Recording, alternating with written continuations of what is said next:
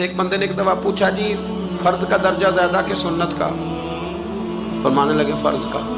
تو کہنے لگے پھر سیدھا منہ دھویا کریں، آپ وضو میں پہلے ہاتھ دھوتے ہیں پھر کلی کرتے ہیں پھر ناک میں پانی ڈالتے ہیں، تو منہ فرض تو منہ دھونا ہے پہلے، ہاتھ دھونا بھی وضو میں سنت ہے، ناک میں پانی ڈالنا بھی سنت ہے، کلی کرنا بھی۔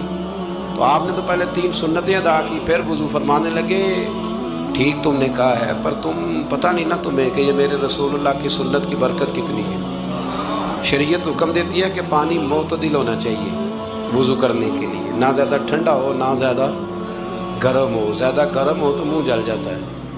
اور شریعت حکم دیتی ہے کہ پانی بد ذائقہ نہیں ہونا چاہیے، اور حکم دیتی ہے کہ بدبو والا نہیں ہونا چاہیے۔ فرمایا اس لیے ہمارے نبی نے پہلے ہمیں 3 سنتیں دیں کہ ٹوٹی کے نیچے نا ہاتھ کر کے دیکھ لو پانی زیادہ گرم تو نہیں، اور کہیں منہ نہ جلا لینا۔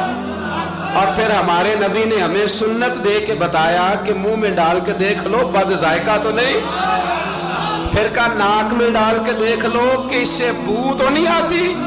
فرمایا مصطفیٰ نے کہا میری 3 سنتیں ادا کر کے اب چہرے پہ پانی ڈالو گے تو فرض ادا کرنے کا مزہ آ جائے گا۔